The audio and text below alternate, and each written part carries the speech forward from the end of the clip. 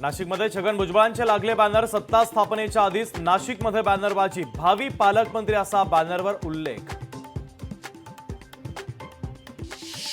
सुखबीर सिंग बादल यांना शौचालय स्वच्छ करण्याची शिक्षा।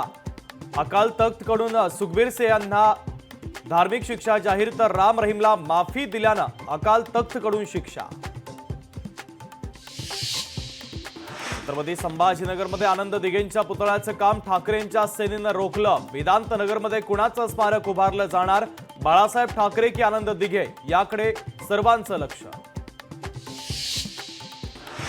मनोरमा खेडकरांचा शस्त्र परवाना रद्द प्रकरणात नव्यानं सुनावणी होणार। पुणे पोलिसांचा आदेश उच्च न्यायालयाकडून रद्द। पुणे पोलीस आयुक्तांनी शस्त्र परवाना रद्दची नोटीस दिली होती।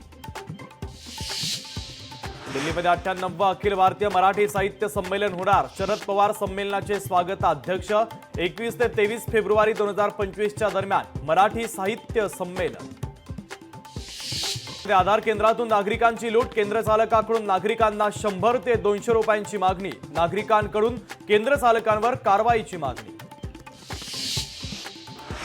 वाशिमच्या अमनवाडीतील नाफेड केंद्रावर शेतकऱ्यांची गर्दी। केंद्रावर हमीभावाने सोयाबीन खरेदी सुरू। स्थानिक बाजारपेठांमध्ये सोयाबीनला 4000 प्रति क्विंटल असा दर। नाशिकमध्ये बँक कर्मचाऱ्यांनीच केला अपहार। जीवन ज्योती योजनेचा आधार घेत 2 कोटी 12 लाखांचा अपहार। मयत खातेदारांचे 106 खोटे वारसदार दाखवत अपहार।